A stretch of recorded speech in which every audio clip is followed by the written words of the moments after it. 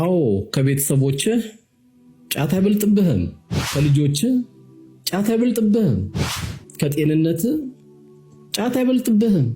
ሰላም አለይኩም ወራህመቱላሂ ወበረካቱ። እንግዲህ ረመዳን ላይ ብዙ የምንለወጥባቸው አጋጣሚዎች አሉ። ከነዚህ መካከል አንዱ የሱስ ጉዳይ ነው። ከሱስም ደግሞ ጫት ነው። በዚሁ አጋጣሚ የማቆም እድል ከሌለን የማቆም እድላችን በጣም ጠባብ ነው።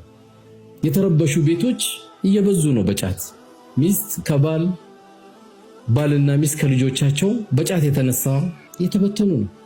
አዎ ምንጊዜም በላጭ ባለቤት ናት። ባለቤት ብቻም ሳትሆን ልጆችም በላጭ ናቸው። ጤንነትም በላጭ ነው። ያቺ የደከምክባት ገንዘብም በላጭ ናት። ከነዚህ ጋር እንዴት ጫት ይወዳደራል? ወንድሞች ቤት እየፈረሰ ነው እኮ፣ ቤተሰብ እየተራራቀ ነው እኮ፣ ማህበረሰቡ እየተሸረሸረ ነው እኮ። በስንቱን ጉዳይ ጫት እናወራ። ትላንትም አውርተናል፣ ዛሬም አወራን፣ ነገም እናወራለን። ማህበረሰባዊ ግዴታችን ሁላችን መወጣት አለብን። ስለ ጫት ምን እናወራ? ምን